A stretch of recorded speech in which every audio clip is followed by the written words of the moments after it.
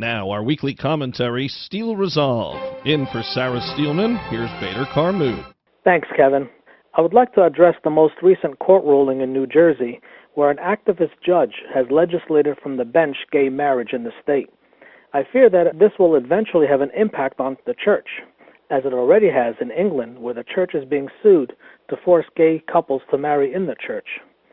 It is only a matter of time before we see this type of brazen litigation in the United States to force all churches to marry gay couples or risk losing tax exemption for discrimination.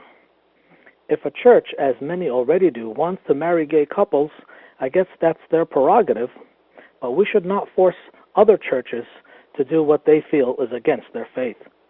Some believe that the First Amendment and the separation of church and state will protect the church. But have we forgotten how the Obama administration and this failed Obamacare tried to force the church to provide services that it objects to? I cannot trust some of our elected officials to do what is right, nor can I trust the judiciary to defend our rights. The only way to make sure that the church is not forced to go against its faith is to limit wedding ceremonies to members of the church. In order to be a member of the church, each person must sign a statement of faith that includes the acceptance of the biblical definition of marriage.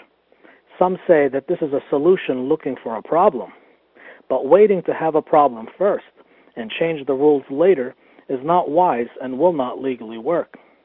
It is important to show a court of law that this is not a last-minute change or a reaction to litigation, but rather a long-standing written policy that is known and agreed to by all the members. As I say in my blog post at saranet.net, a couple could attend and be married in a church that already allows gay ceremonies.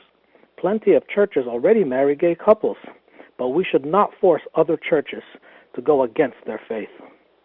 As we try to deal with the ever-changing laws and their social implications, we must remember that it is not the person, but the behavior that we biblically object to. As Judeo-Christians, it is important to love the person, even when we do not biblically agree with their behavior. None of us are without sin, and all fall short, but biblical principles must be defended and preserved.